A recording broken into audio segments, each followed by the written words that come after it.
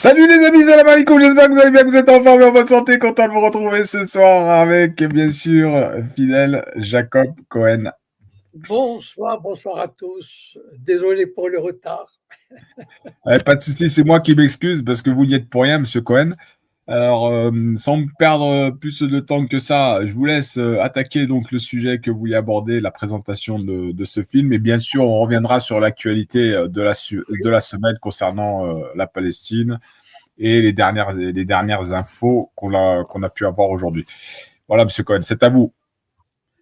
Ah oui, on passe pas le. Je vous ai envoyé une petite vidéo, non? Bon, c'est pas grave, Alors, c'est pas grave. je vais essayer Non, de non, ouais, je non, regarde non, si je mais peux la. je sais que vous, parce que c'est une vidéo qui fait 1 minute 30.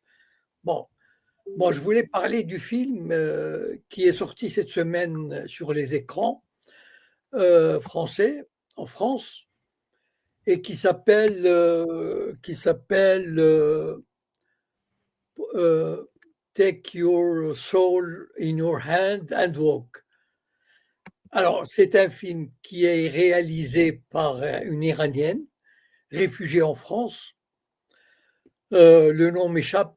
Bon, enfin, bon, elle est connue, elle a fait plusieurs films.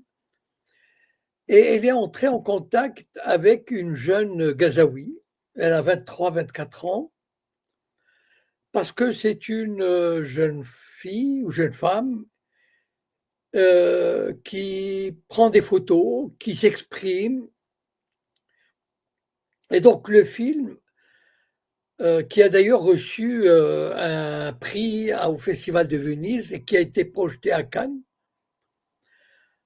en fait, ce sont des échanges par téléphone entre la cinéaste et la jeune fille, j'ai oublié son nom, je suis désolé, hein. Euh, et donc, c'est très poignant. Enfin, je veux dire, l'échange dure. C'est pas un échange en une seule fois. Et elles se sont parlé pendant peut-être un an. Sur un an, elles se sont vues, elles se sont parlé peut-être 6 ou 7 fois. Puis il y a eu des tentatives qui n'ont pas abouti. Et en fait, ce qui ressort de ces entretiens, de ces échanges, c'est le quotidien d'une jeune femme euh, prisonnière de l'enfer de Gaza. C'est un témoignage bouleversant, c'est un témoignage en direct, c'est-à-dire que la jeune fille arrive au téléphone et ce qui est formidable, extraordinaire, c'est qu'elle est toujours souriante. Vraiment, on se demande d'où elle tire sa joie de vivre. Euh, elle accepte tous les sacrifices, elle est heureuse de vivre à Gaza, malgré tout. Elle a des rêves absolument du style ça fait un an que j'ai pas mangé un poulet, j'aimerais manger du poulet. Ou bien elle montre un petit paquet de chips, je sais pas comment elle l'a eu. Elle a dit ça fait 9 mois que j'ai pas goûté ça, je vais me régaler, ou je voudrais une boîte de chocolat. Ou bien elle dit bon, telle famille à côté, elle a été bombardée, ils ont été tués la nuit dernière. À quoi vous vous occupez? Ben, mon frère, il va chercher le bois, de l'eau, on essaie de manger. Et toute cette vie, entrecoupée de bombardements, d'assassinats, régulièrement, elle dit voilà, telle famille a été tuée, etc. Et puis, à un moment, elle lui dit écoute, tu sais que le film qu'on est en train de tourner, il va passer au Festival de Cannes et tu es invité. C'est-à-dire que enfin, le Festival de Cannes prend en charge ton voyage, etc. Enfin bon, en tout cas, c'était ce qu'elle lui avait proposé. Mais une semaine après, euh, sa maison a été bombardée, ou l'appartement de la jeune femme, et 7 membres de sa famille ont été tués. on les connaît parce qu'on les a vus dans le film. Une petite sœur de 5-6 ans, un jeune frère, un grand frère, la mère, et de voir ces assassinats comme ça, gratuits, en direct, c'est, je veux dire, c'est un sentiment terrible qu'on ressent en regardant le film, et on se demande comment ça dure depuis 2 ans et comment ces salopards de politiciens occidentaux, je n'ose pas dire un autre mot, mais salopard, c'est déjà pas mal, qui, ça fait 30 ou 40 ans qu'ils traînent les pieds avec le régime sioniste, qui colonise, qui occupe, et avec une indécence qui frise le mépris. Ils disent ah, on va reconnaître l'État de Palestine, alors qu'il y a des gens qui meurent chaque jour par dizaines, des enfants, des femmes, des innocents, qui ne demandent rien, juste de vivre, qui payent le crime de gêner Israël, de gêner ses voisins arabes, de gêner le monde. Ils ne demandent rien. C'est terrible. Voilà, enfin, c'est le drame, comment dire, comme ça en direct. Là, on sent, parce que bon, elle l'appelle, et puis elle donne des nouvelles, etc. Et elle parle de la faim, le sentiment d'avoir faim. Et enfin, c'est terrible. Voilà. Enfin, si vous avez l'occasion de le voir. Mais moi, surtout, ce qui me frappe, c'est de voir l'hypocrisie de ce monde. Et malheureusement, enfin, je veux dire, c'est pas particulier à Gaza, mais parce qu'on le vit on le vit aujourd'hui. Mais malheureusement, la communauté internationale, ça a toujours été ça. Il n'y a rien à attendre de ces salopards de politiciens. Aujourd'hui, j'ai posté un truc, un article, qui est apparu dans un média israélien, donc il est crédible. L'Égypte a refusé de recevoir les Gazaouis. On lui a proposé, ils n'ont pas dit quoi, mais ils lui ont fait une offre extraordinaire, probablement des dizaines de milliards. Et tenez-vous bien, moi, ce qui m'a frappé dans cette nouvelle, dans cette info, c'est que c'était les Européens et les pays du Golfe qui voulaient payer l'Égypte pour qu'elle accueille les Gazaouis. Enfin, je vous dis, c'est un monde, c'est les cormans. Voilà, enfin, et quand vous voyez, enfin, j'ai entendu tout à l'heure le ministre des Affaires étrangères saoudien dire nous n'accepterons jamais qu'Israël annexe la Cisjordanie. Enfin, on croit rêver. Enfin, ce sont des larbins du sionisme et les Européens ne sont pas mieux. C'est vraiment des criminels.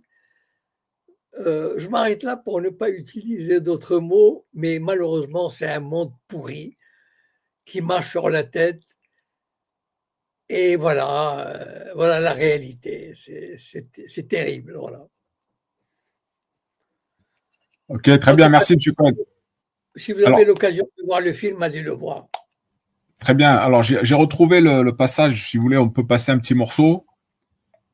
Et, Oui, et, et puis, alors, pour éviter que ça pose des problèmes avec YouTube, je vais pas montrer l'intégralité de la vidéo, juste quelques secondes, histoire voilà. Alors, s'il veut bien, là. Hop. Donc,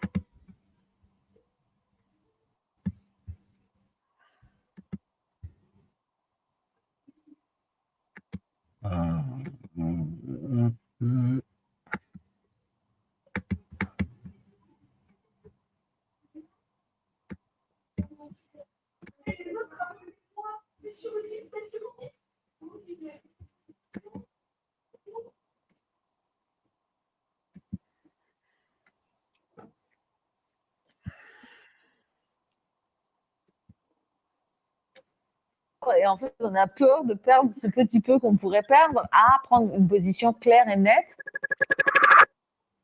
I want to get out from all of this. I feel so tired because of this city and this destruction. La rencontre avec Fatem, Fatma Hassouna, c'était son nom de photographe. Je l'ai rencontrée par un hasard qui tient du miracle. En fait, elle accepte tout immédiatement, de partager ses images, des vidéos, de me raconter tout. Et après, voilà, ça devient le film que vous connaissez. Qu'est-ce qu'elle a ressenti quand vous lui avez annoncé, par exemple, que ce film était valorisé, il était mis en lumière, notamment à Cannes? Ses yeux sont agrandis, enfin ouverts comme ça, c'était hallucinant. Elle a dit waouh, c'est fantastique. Elle avait une joie, mais c'est incroyable. Son visage brillait quoi, de joie. Il faut savoir que tout le long de l'année, je partageais ce que je faisais avec elle. À chaque fois que je lui montrais une manif pour la Palestine, pour la cause palestinienne ou contre les massacres à Gaza, elle me disait les gens se soucient de nous, c'est incroyable que le monde pense à nous. Et donc du coup, sélection à Cannes, vous imaginez combien ça l'a étonnée.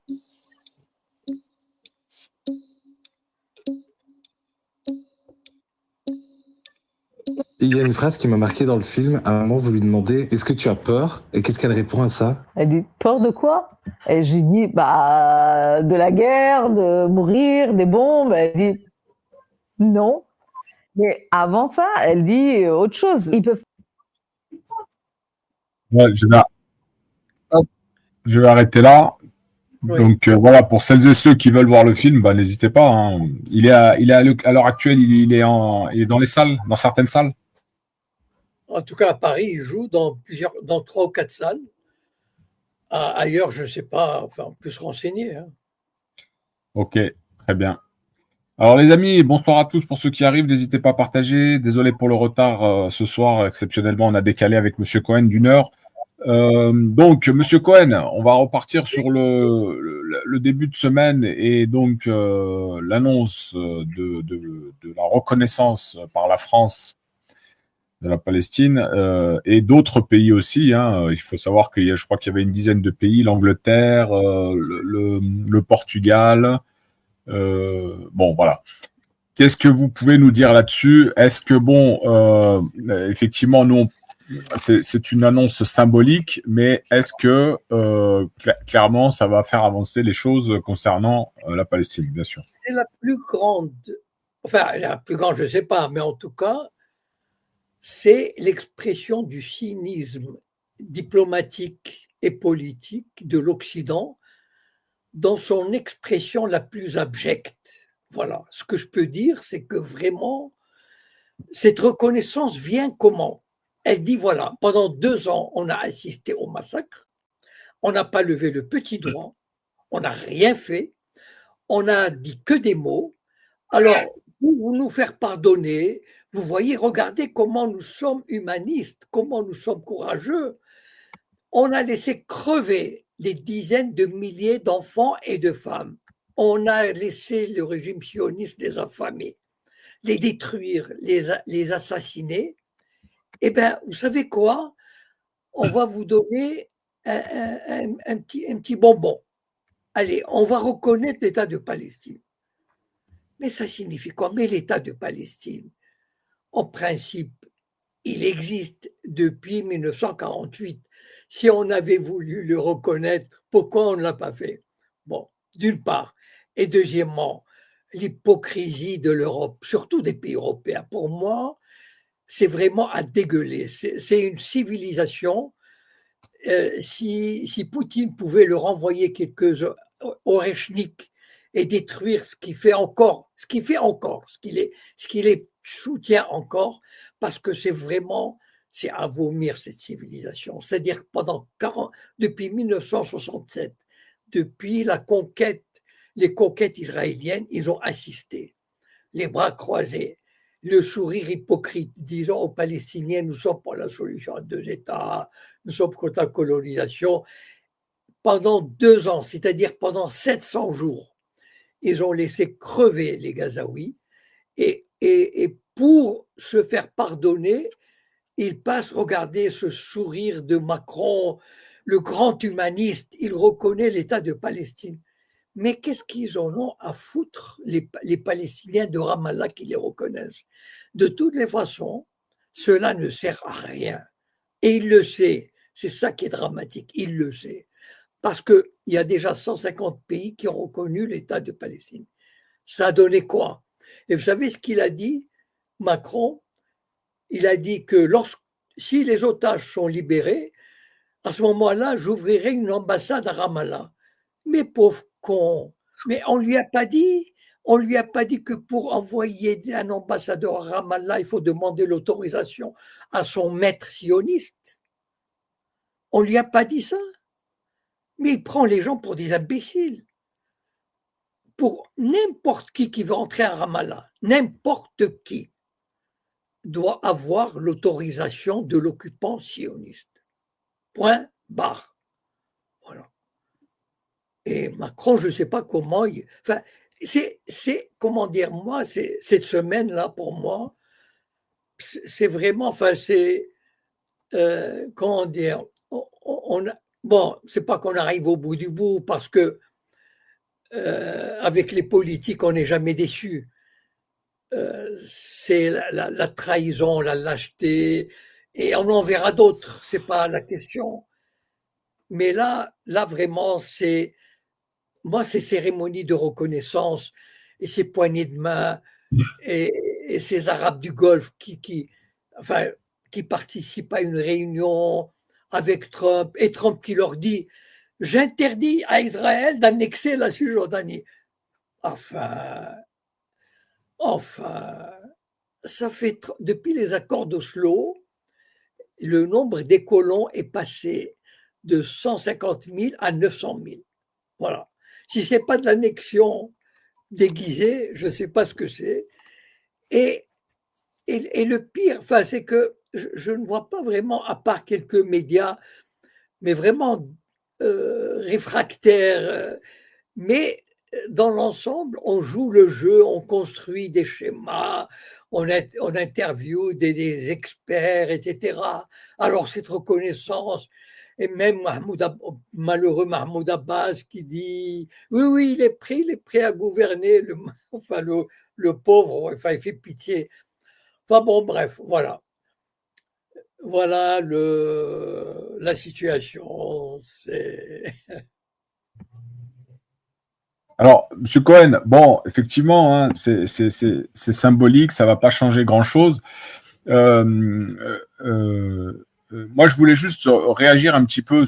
Après, on reviendra bien sûr sur la question de la Palestine, mais on voit par exemple une évolution, je ne sais pas si c'est une évolution positive ou pas, concernant la France. Hein. La France, par Macron, bon, qui décide quand même de reconnaître, même si c'est symbolique et ça ne changera pas grand-chose. On a vu tout récemment la décision hier de condamner un ancien chef d'État, hein, Sarkozy, à 5 ans de prison exécutoire. Aussi, alors je sais pas, ça c'est une source à vérifier, je suis pas sûr que ce soit bon. Voilà, c'est par rapport au survol de l'espace aérien de Netanyahou qui a dû contourner certains pays pour éviter, dont la France, pour éviter, soi-disant, d'être intercepté par rapport à son mandat international. Alors moi, je parle plutôt de la France, hein, mais ça c'est à vérifier. Je sais pas si c'était. Au moins, regardez par exemple l'Italie et l'Espagne. Au moins, ils ont posé des actes concrets, c'est-à-dire la flottille où il y a des ressortissants espagnols et italiens a été attaquée par des drones. L'Espagne et l'Italie ont envoyé un navire de guerre pour escorter la flottille. Or, il y a des Français dans cette flottille. Il y a des députés français. Donc, ils sont menacés par les sionistes. D'accord ? La France n'a pas envoyé un navire de guerre pour les protéger. Voilà, non, en fait, en tout cas, l'Espagne prend des mesures. L'Espagne a demandé, par exemple, sur l'Eurovision, etc., à envoyer un navire de guerre. Oui, on a vu par rapport à l'Espagne. Oui. Aucune mesure concrète. Aucune. Voilà. Effectivement. Donc, alors, c'est vrai, bon, j'avais pas fini, M. Cohen. Juste. Oui, le survol, c'est du cinéma. Voilà. Netanyahou n'a pas survolé. Bon, genre, la France lui fait peur. Enfin, il ne faut pas exagérer quand même, pas déconner. Enfin, vous voyez Macron faire descendre l'avion de Netanyahou et lui mettre les menottes. Voilà, non, mais c'était juste. Donc, ça, c'est la troisième information que je voulais vous passer et qui n'était pas vérifiée parce que, bon, on sait qu'il a détourné son avion pour rallonger son vol jusqu'à New York. Mais ce que je voulais dire par là, c'est donc la reconnaissance de la Palestine, c'est la condamnation d'un ancien président, même si c'est pas forcément lié avec la reconnaissance de la Palestine et tout. Mais en tout cas, il y a une sorte d'évolution positive, j'ai envie de dire, dans cette France. Qu'est-ce que vous en pensez, Monsieur Cohen? Permettez-moi de ne pas être d'accord. Pour moi, la condamnation de Sarkozy est une arnaque. C'est un coup politique. Parce que la justice, elle est au service de Macron. Je vous rappelle que Macron a été élu en 2017 grâce à un coup de main de la justice française qui a liquidé François Fillon qui aurait dû battre Macron. Elle lui a trouvé une astuce pour le dézinguer. Voilà. La justice, elle est au service de Macron. La condamnation de Sarkozy, de ce que j'ai pu entendre ici ou là, d'experts neutres, engagés, lucides, notamment de Castelnau, qui a écrit un livre que je n'ai pas lu, mais j'ai entendu des vidéos de lui. C'est un avocat engagé, c'est un avocat qui lutte, qui combat pour la liberté, pour une justice libre et juste, et qui a écrit un livre sur les rapports de la politique et de la justice. Voilà. Et qui a déclaré que cette affaire allez voir ces vidéos là-dessus, que cette affaire de Sarkozy était cousue de fil blanc. Voilà.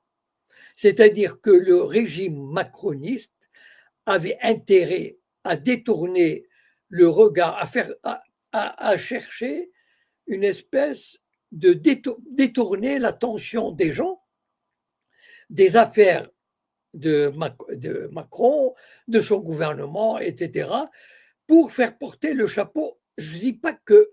On ne dit pas que Sarkozy est innocent, mais sur cette affaire, d'après ce que j'ai entendu, enfin d'après ces analyses, il n'y a rien, enfin, il y a des présomptions, voilà.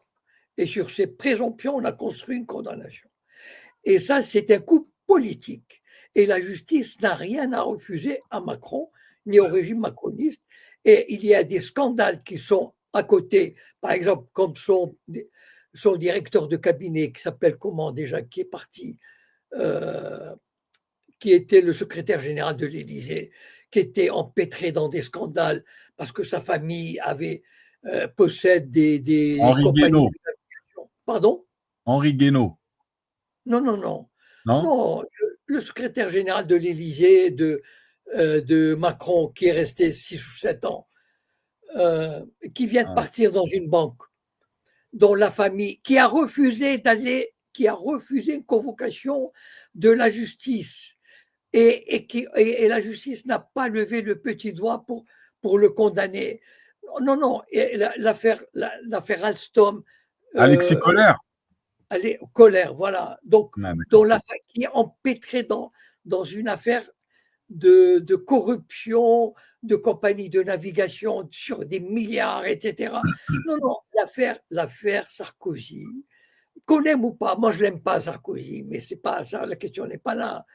C'est que Sarkozy paye pour détourner l'attention des scandales de la Macronie, et ces scandales ne sont pas jugés parce que la justice, elle est au service de Macron depuis 2017.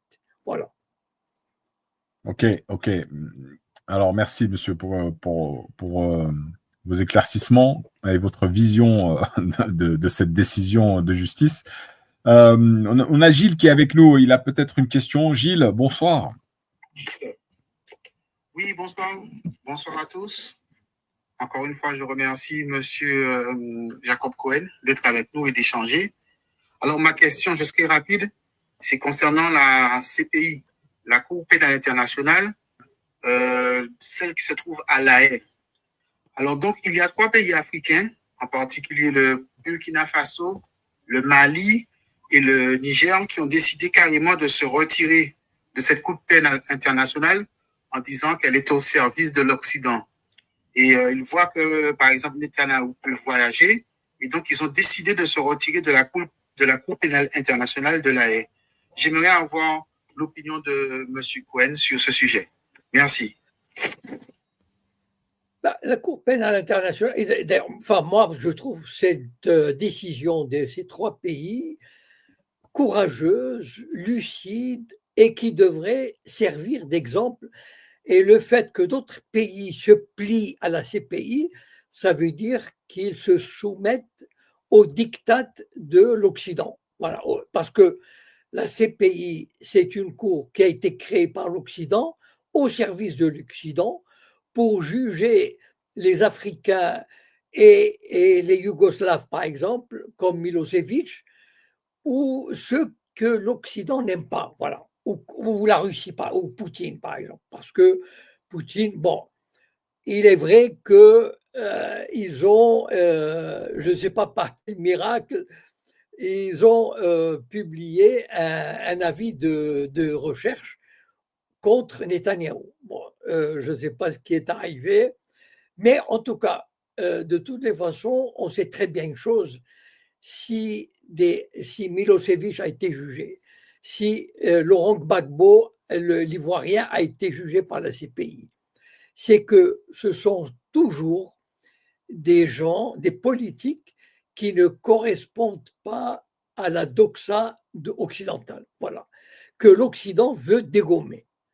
Et donc ces 3 pays qui veulent se libérer de l'emprise impérialiste, il faut dire les mots, hein, tel que c'est, ces 3 pays veulent se dégager, ne veulent même pas courir le risque que la CPI puisse émettre un mandat d'arrêt contre eux sur ordre, je dis bien sur ordre de l'Amérique. D'ailleurs, vous savez très bien, quand la CPI a émis un mandat d'arrêt contre Netanyahou, l'Amérique a déclaré, a pris des mesures, a pris des sanctions contre les juges de la CPI qui ont osé prendre cet arrêt. Ça veut dire que tant qu'on juge les Blacks, les Milosevic, ça va, il y a pas de, Poutine, ça va, il n'y a pas de souci, mais qu'on touche à Netanyahou, c'est impensable.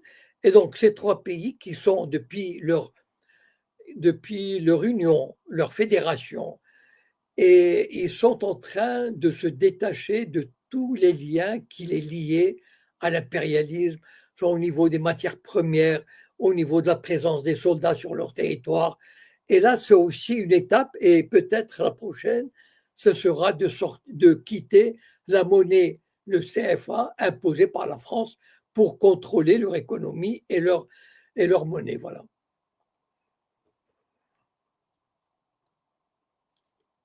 Non, d'accord, rien à rajouter. Merci à toi, Altitude. Merci à M. Cohen. Je reste à l'écoute et je laisse la parole à notre intervenant. Merci. Merci. Monsieur Cohen, alors, concernant ce survol aérien pour aller à New York de Netanyahou, donc il est arrivé et il a pris la parole. Je ne sais pas si vous avez entendu son discours. J'ai entendu quelques extraits, oui. Bon, c'est un peu du foutage de gueule, encore une fois. Il a dit quand même certaines choses. C'est quand même abusé ce qu'il dit. Je suis pas, voilà, je l'ai pas décrypté en totalité. Bref, après, je voulais aussi. Vous pensez quoi de l'accueil qu'il a reçu? Est-ce que c'est pas un message qui est porté aujourd'hui quand même? Non, mais de toutes les façons, c'est un fait que l'Israël, il est sur le plan international, est en train de perdre du terrain. Ça, il n'y a pas de doute. C'est-à-dire, sans l'appui des Européens et de l'Amérique, Israël aurait été déjà exclu du comité olympique. La FIFA va voter le maintien ou non d'Israël, l'Eurovision. Et donc, c'est parce qu'il y a le soutien européen. C'est ça l'hypocrisie de l'Europe. Les Européens sont vraiment des cyniques, des machiavéliques. C'est-à-dire, derrière leur discours, bon, peut-être pas l'Espagne, peut-être pas l'Irlande, mais en tout cas, sont très rares ceux qui, parmi les pays européens, qui se tiennent à un discours résolument anti-israélien et qui demandent des mesures concrètes.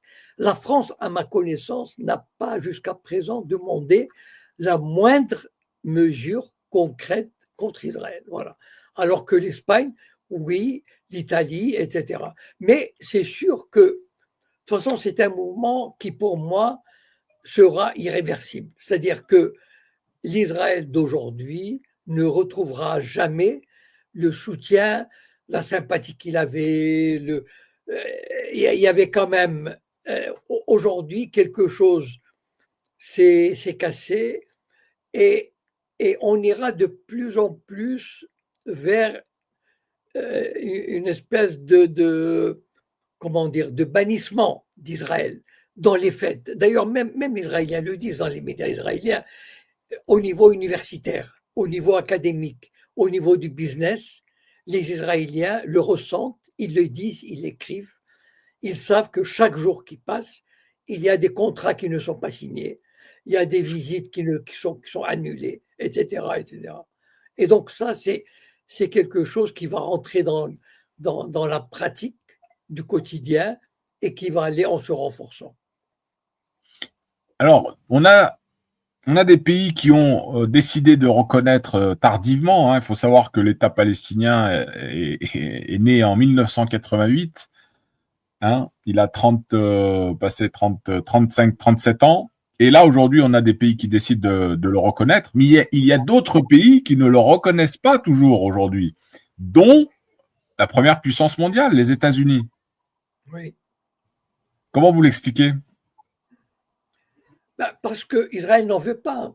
Donc, si Israël avait trouvé un compromis, à ce moment-là, l'Amérique aurait dit d'accord. Mais puisque Israël n'a pas trouvé n'en veut pas, donc l'Amérique obéit à Israël.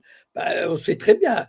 J'ai entendu récemment un Américain, je pense Mearsheimer ou quelqu'un de cette trempe, de dire que Netanyahou aurait dit à des dirigeants avec qui il discutait, le régime, comment dire, Netanyahou, enfin, quelque chose comme nous avons le régime américain, il est dans la poche, il est dans notre poche, on le contrôle.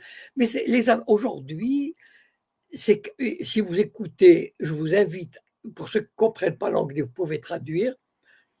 Aujourd'hui, c'est devenu presque courant dans plusieurs médias, évidemment de résistance, mais qui ont des millions d'abonnés. Hein.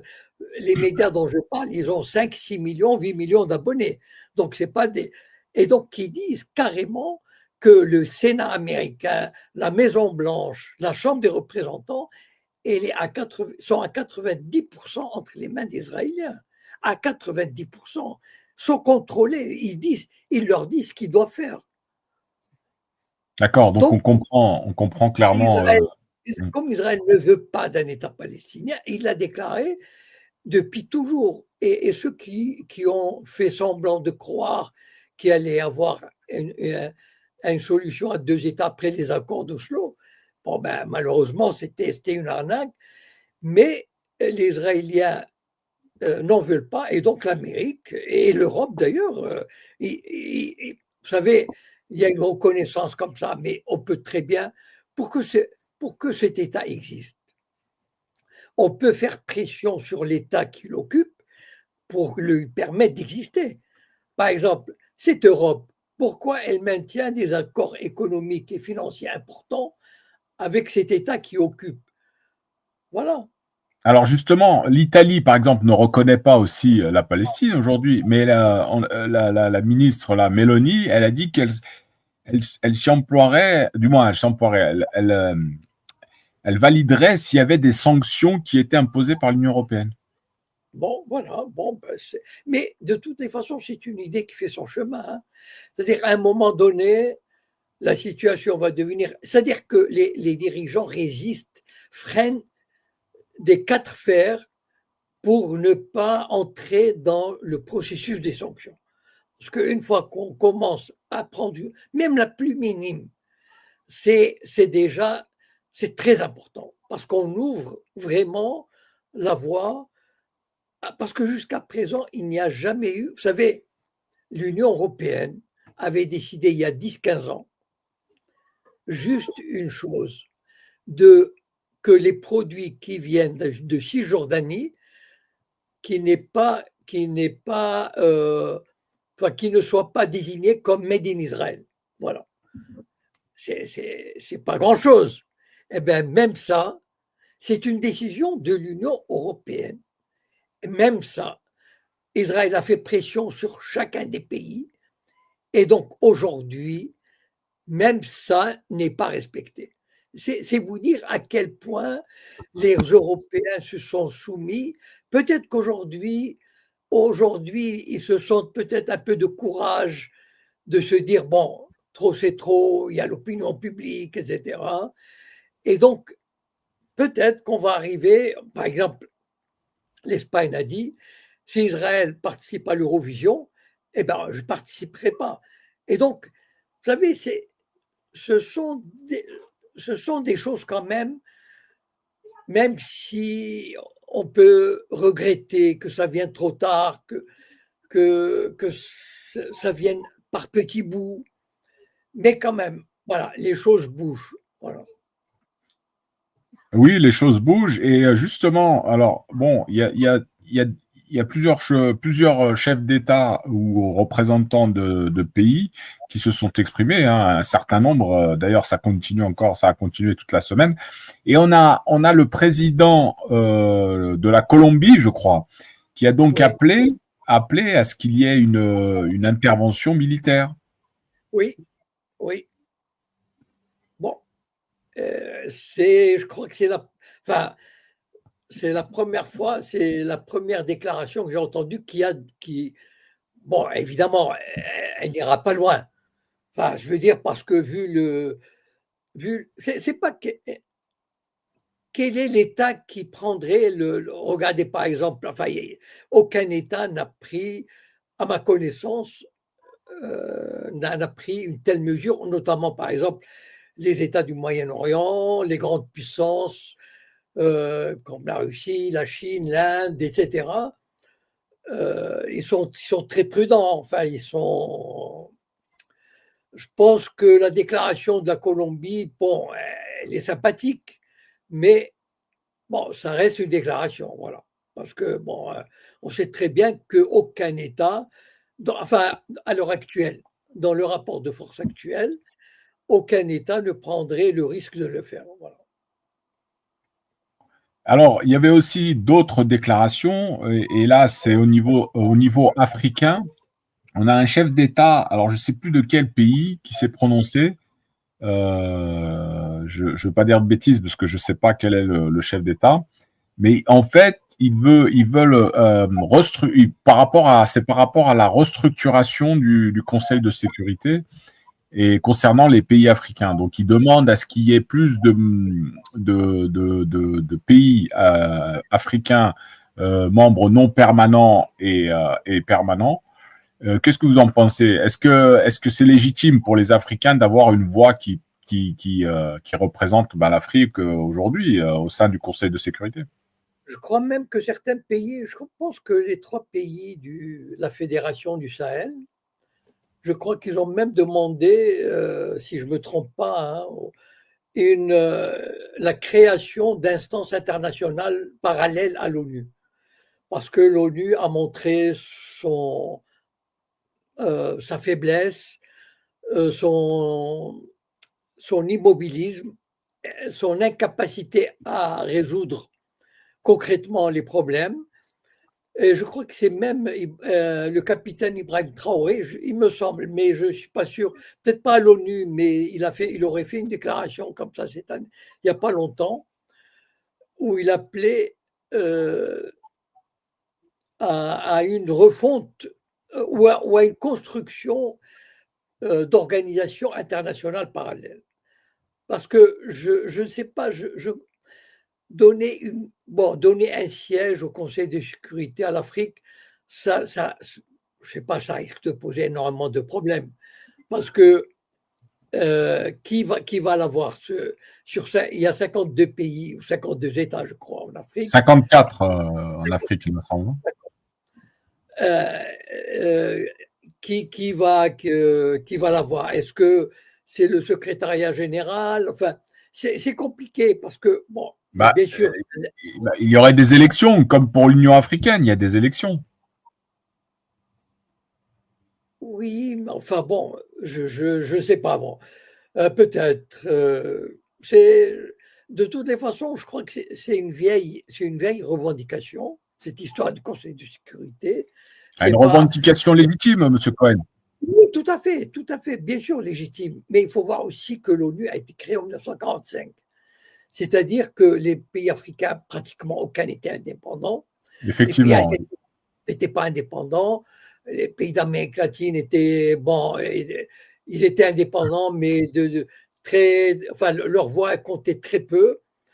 Et donc aujourd'hui, bien sûr, quand on compare, quand on voit le fonctionnement de l'ONU par rapport au monde actuel, c'est sûr qu'il y a un déphasage. Voilà. Vous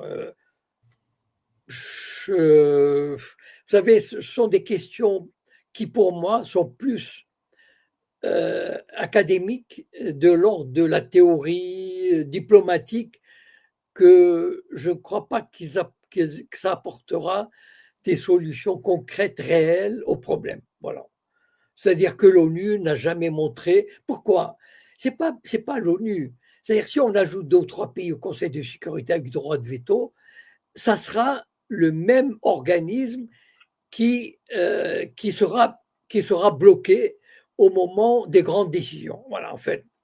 Il faut la démanteler. Et puis cette histoire de veto, faut la supprimer. Oui, les 5 pays ne voudront pas. Ah oui, voilà, donc l'hypocrisie, c'est l'hypocrisie. Non, mais attendez, est-ce que vous imaginez les États-Unis, la Russie ou la Chine se faire dicter par une majorité d'États leur conduite? Non, mais enfin, il ne faut pas rêver. On est où là? Voilà, donc. D'accord, mais en tout cas, pour les Africains, ça démontre aussi une envie de s'émanciper et de. Bien sûr. Voilà, il faudrait que les Africains parlent d'une seule voix, déjà. Parce que aussi, les Africains, le problème, c'est que ils sont divisés. Il y a ceux qui suivent le Sud global, c'est-à-dire les BRICS, etc. Il y a ceux qui suivent l'axe américano-sioniste. Il y en a qui sont neutres, etc. Donc, ce sera difficile de les faire parler d'une seule voix. Voilà. Très bien. Alors, M. Cohen, ce qu'on aurait aimé voir quand même aujourd'hui lors de la session aux Nations Unies, c'est qu'à la fin de son discours à Netanyahou, qu'on lui mette les menottes et puis qu'on l'embarque. Non, mais sérieux, à un moment donné, il est sous mandat international, mandat d'arrêt international. Il se pointe normalement à New York, tout va bien. Il fait un discours. Bon, alors tout le monde s'est barré de la salle quasiment, hein. Oui. Non, mais enfin, on peut rêver. Hein, non, parce que moi j'ai bien aimé. Alors j'ai bien aimé entre guillemets la comparaison, hein, la comparaison qu'il a osé faire entre d'autres dirigeants qui ont par le passé génocidé. Alors nous, on les avertissait, on leur envoyait des messages. Quittez la zone, on va bombarder. Non, mais sérieusement, non, Monsieur Cohen. Non, c'est sûr. Hein, On a affaire à un régime sanguinaire, cynique, enfin, on peut multiplier les synonymes. Mais, vous savez, je vais vous dire, c'est pas pour relativiser, mais malheureusement, c'est la réalité de la communauté internationale, c'est la réalité des relations internationales. Voilà. C'est-à-dire, il y a un État voyou, l'Amérique a joué ce rôle pendant, je sais pas, un siècle, elle a renversé des gouvernements, etc. La France l'a fait. La France a assassiné combien de leaders africains? Voilà. D'accord? Donc, a fait combien de coups d'État? Assassiné des hommes politiques parce qu'ils ne convenaient pas. Voilà. Donc, combien de centaines de milliers de militants ont été assassinés au moment des guerres d'indépendance? Voilà. Des centaines de milliers au Cameroun. Enfin, c'était des massacres terribles. Voilà. Donc, vous savez, c'est difficile c'est difficile de venir donner des leçons, mais malheureusement, c'est pas pour excuser, je vous assure, hein, c'est pas pour relativiser, mais malheureusement, la réalité internationale est celle-là. Voilà. Et je reprendrai cette formule terrible prononcée par un général romain, malheur aux vaincus. Voilà. C'est terrible à dire, mais. Voilà. Malheur aux vaincus, donc c'est une histoire de rapport de force. Mais bien sûr, mais ça a toujours été comme ça. Et malheureusement, le problème, c'est quoi? C'est que les Arabes en général et les Palestiniens en particulier, ils ont des capacités de toutes sortes, économiques, militaires, intellectuelles, financières, commerciales, stratégiques, mais malheureusement, ils ne savent pas les utiliser à bon escient parce que ils auraient pu faire une bouchée d'Israël. Voilà. Regardez ce que les Houthis en font, ou le Hamas, ou le Hezbollah, ou l'Iran. Donc, en fait, malheureusement, ça aussi, c'est l'incapacité de certains États à tenir tête, à savoir résister, etc. Voilà. Alors justement, en parlant de tenir tête, on a quand même quelques pays qui essayent de tenir tête, bon, alors sur le plan diplomatique. Oui, mais sur le plan diplomatique, ça ne paye pas. Je veux dire, non, parce que, pourquoi? Parce que Israël et l'Amérique s'assoient sur les résolutions diplomatiques. Vous pouvez prendre toutes les résolutions que vous voulez. Et vous savez, il y a même les résolutions du Conseil de sécurité, soi-disant, on dit l'Assemblée générale. Mais il y a la fameuse résolution 242 du Conseil de sécurité de 1969, adoptée à l'unanimité, en tout cas sans veto. Je ne me souviens pas si l'Amérique avait opposé son veto ou pas, mais en tout cas, elle a été adoptée puisque si l'Amérique s'est abstenue ou a voté pour. Voilà. Et ben, elle déclarait que Israël devait libérer, rendre les territoires occupés militairement. Donc, je veux dire, c'est ça le problème. Le problème, c'est que la diplomatie ne suffit pas. Elle est importante pour donner une légitimité à une action, mais il faut, voilà, par exemple, après le vote, dire nous appelons les États qui ont voté pour à sanctionner, à prendre des mesures, à prendre des sanctions. Voilà. Par exemple, suspendre des relations commerciales, etc. Pourquoi ils ne le font pas? Voilà le problème. Mais tant qu'on ne prend pas. Israël est un État voyou qui ne comprend que le langage de la force. Voilà. Eh bien, utilisons pas la force militaire nécessairement, toutes les formes de contrainte. Voilà. Et vous savez, rien que un boycott de la FIFA ou de l'Eurovision, ça peut avoir un effet dévastateur sur la société israélienne. C'est ça qu'il faut comprendre. C'est-à-dire que, vous savez, aujourd'hui, les Israéliens, ils ont du mal quand ils voyagent à l'étranger, ils ont la trouille. C'est-à-dire, ils se disent, voilà, ils sont plus en pays conquis, et ils n'ont plus cette assurance, etc. Mais ça leur posait des problèmes énormes. Et voilà des choses auxquelles il faut penser pour les contraindre, pour leur montrer qu'ils sont des parias, etc. Par exemple, aujourd'hui, j'ai publié un post, une pizza en Autriche, non, en Bavière, qui s'appelle de Hutu, je ne sais pas quoi, enfin bon, quelque chose comme ça, et considérée comme l'une des 6 plus grandes, les meilleures pizzas du monde, enfin, les restaurants de pizza, voilà. Eh bien, elle a affiché un tableau à l'entrée disant que les Israéliens ne sont pas autorisés à entrer dans ce restaurant tant qu'ils continuent à appuyer le génocide à Gaza, enfin à peu près comme ça, voilà. Et donc en fait, ça peut paraître, comment dire, non, enfin pas important, enfin, mais en fait, ça joue énormément sur le psychisme, sur la psychologie des Israéliens, voilà.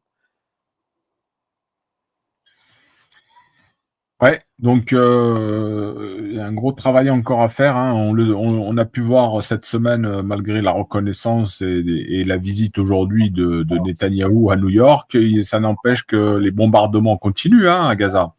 D'ailleurs, Médecins sans frontières a dû se retirer de la ville de Gaza suite à l'offensive israélienne. Ben oui, voilà, oui.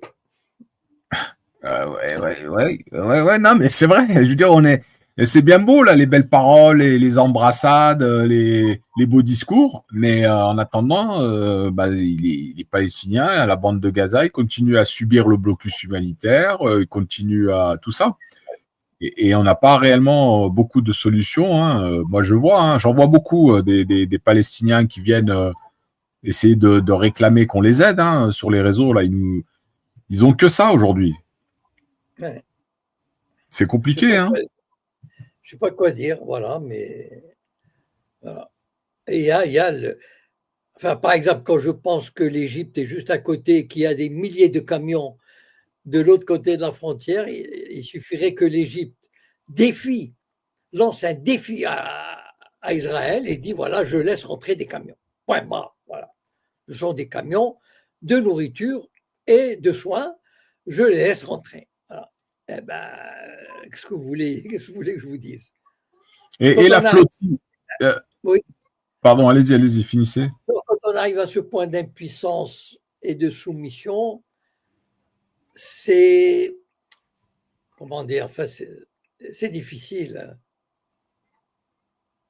Ouais, je disais la flottille là, je pense Oui. qu'elle est sur le point d'arriver. Je sais qu'elle elle a subi des attaques hier, je crois. Oui. Donc on n'est même pas sûr que ce qu'ils ont apporté avec eux arrivera bien à Gaza, hein. Non, ce qui est intéressant cette fois-ci, c'est que c'est pas un seul bateau. C'est qu'ils sont 40, je crois, ou 50. Et donc, je sais pas moi, enfin bon, je veux dire, parce qu'un bateau, bon, ça résonne facilement, mais 40 ou 50, ça va être compliqué, hein. Ça va être compliqué de les arraisonner. Là, ils ont bien joué. Ça, c'est intelligent.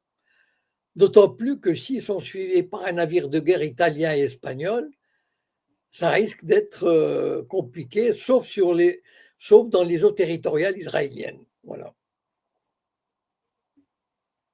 Ouais, là on a un commentaire, Monsieur Cohen. Oui.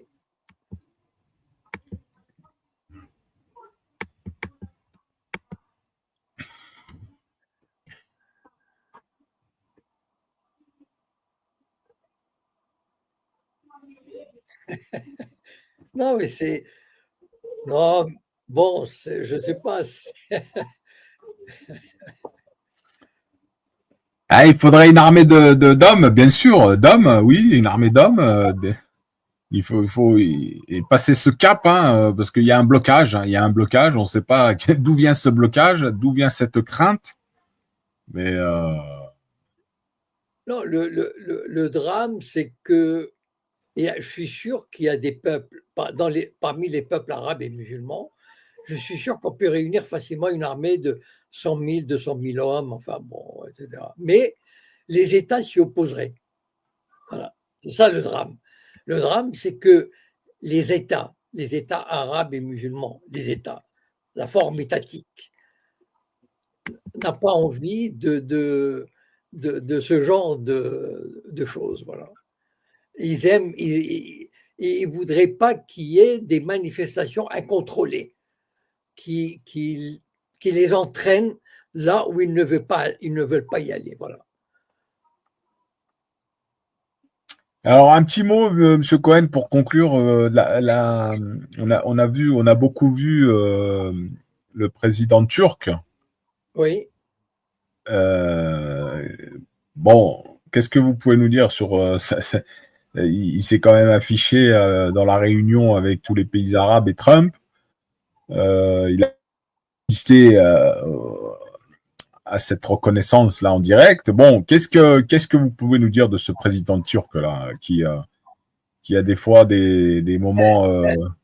C'est un homme d'État comme les autres. C'est-à-dire, il est cynique, machiavélique, il n'a aucun sentiment, il n'y a que les intérêts de la Turquie, de son pays, qui lui importent. Voilà. Il n'en a rien à fiche. C'est-à-dire, je ne dis pas ce qu'il pense et ce que son cœur lui dit. Non. En tant qu'homme d'État, en tant que président de la Turquie, ça veut dire quelqu'un qui a du pouvoir, qui peut agir, qui a une armée à sa disposition, qui a des moyens économiques, etc. Mais il agit en homme d'État, c'est-à-dire seul le préoccupe les intérêts de son pays. Voilà. Et donc, s'il faut faire le commerce, s'il faut livrer le pétrole à Israël, il le livre. S'il faut laisser les Gazaouis crever, il les laisse crever, et ainsi de suite. Voilà. Donc en fait, c'est ça le problème. C'est qu'en tant qu'homme d'État, il est comme les autres. Il est aussi pire ou je ne sais pas quoi que Macron, que Trump, que les autres. Voilà. Peut-être moins que l'Espagnol, voilà, peut-être un peu moins. Voilà. Mais non, c'est-à-dire l'Espagnol, il est un peu moins. Mais en fait, c'est un chef d'État qui agit en chef d'État, c'est-à-dire avec le cynisme typique des hommes d'État, c'est-à-dire, voilà, d'abord, ce sont les intérêts du pays qui le guident. Voilà. Bon, bah écoutez, je crois qu'on a fait le tour un petit peu. Merci à vous encore, Monsieur Cohen. Et puis, on voit l'évolution de la situation. On en reparle la semaine prochaine. Très bien. Bonne soirée. Ciao. Allez, bon week-end à vous. Au revoir. Merci également. Bonsoir à tous.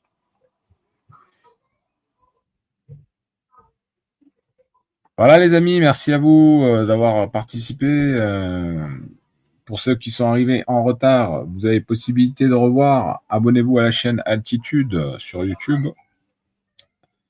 Et pour soutenir la chaîne, vous avez un petit lien en bas là. N'hésitez pas à le faire. Ça sera redistribué pour la bonne cause. Que la paix soit sur vous. Un excellent week-end à vous. Salam alaikum.